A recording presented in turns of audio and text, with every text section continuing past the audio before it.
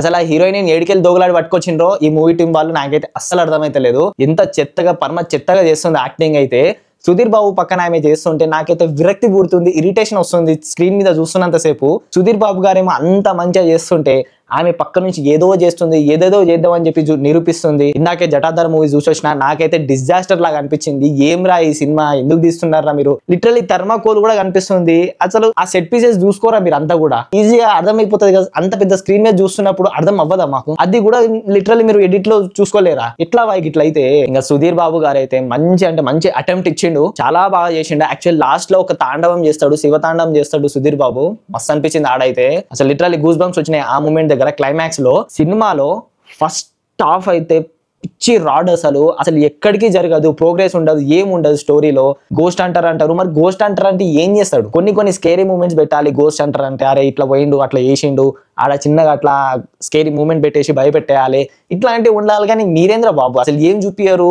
అదంటారు ఇదంటారు, ఏడికోపోతారు ఒకటేసారి. First half అయితే పిచ్చి రాడ్. సెకండ్ హాఫ్ నుంచి అసలైన స్టోరీ స్టార్ట్ అవుతుంది. అందులో నాకు ఎక్కువ నచ్చిందంటే శిల్పా శిరోడ్కర్ గారి యాక్టింగ్ అయితే చాలా బాగా అనిపించింది. అసలు సెకండ్ హాఫ్ మెయిన్ పాయింట్ పెట్టుకున్నప్పుడు ఫస్ట్ హాఫ్ ఎందుకు తీసిండ్రు అని చెప్పి నా డౌట్. నీ ఫస్ట్ హాఫ్ తీద్దామని ఉంటే మాత్రం మరి ఎక్కడ కూడా రేసీ స్క్రీన్ ప్లే పెట్టకుండా ఒక దగ్గరనే నిల్చోబెట్టేసి మాకు చూపెట్టేస్తే ఎట్లా? సోనాక్షి గారి మేకవర్ ని మీరు ఇంత ఈజీగా రివీల్ చేసేసిండంటే టీజర్ లో, ట్రైలర్ లో, రిలీజ్ ట్రైలర్ అన్నిట్లో చూపించేసిండ్రు.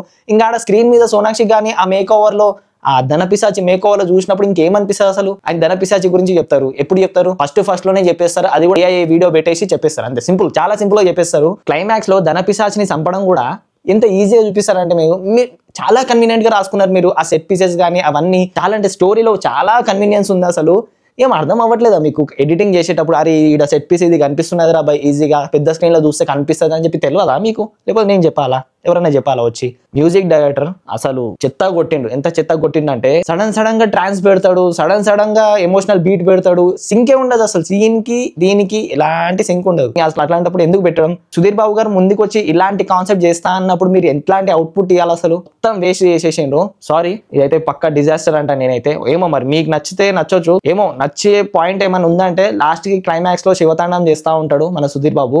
అది మాత్రం నాకు హైలైట్ అనిపించింది. మూవీ మొత్తంలో హైలైట్ అంటే అది ఒక్కటే అనిపించింది. So yeah, director and producer అయితే గయా అనిపిస్తుంది నాకైతే. So yeah, signing off from movie talk.